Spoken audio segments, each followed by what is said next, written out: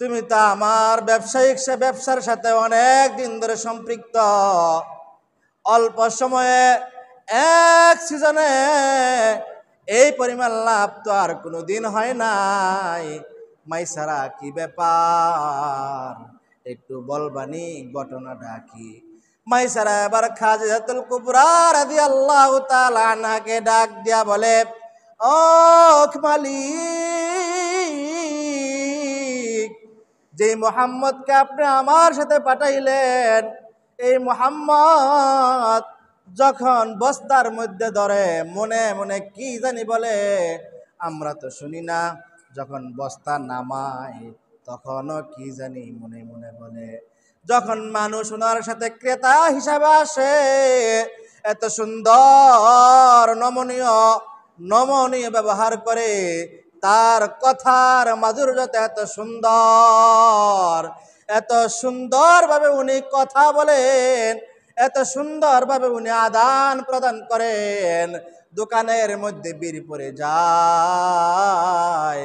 ওনার কথার মাধুর্যতার কারণে অনেক দূর থেকে ওনার কাছ থেকে পণ্য নেওয়া যাওয়ার জন্য আসে।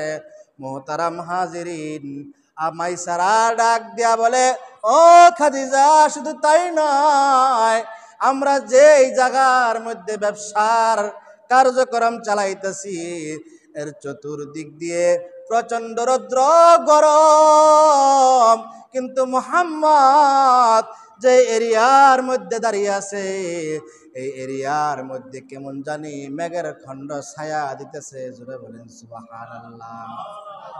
মাইসারা ডাক দেয়া বলে, শুধু তাই নয়, আমরা যেই পথ দিয়া সিরিয়ায় গেলাম, আমি মাঝে মাঝে উপর খেয়ে পড়ে যাই, আমাদের আরো সফর সঙ্গীরা উপর খেয়ে পড়ে যায়, কিন্তু মুহাম্মদ এই আঁকা বাঁকা রাস্তা দিয়া যখন এই হাটে উপর খেয়ে পড়বে, তো অনেক দূরের কথা, কে যেন ওনাকে সোজা করে দাঁড় করে দেয়। জোরে বলেন সুবহানাল্লাহ। মুহাম্মদের প্রশংসা আম্মাজান খাদিজার শুনতে শুনতে কেমন জানে দিলের মধ্যে একটু ভালো লাগলো।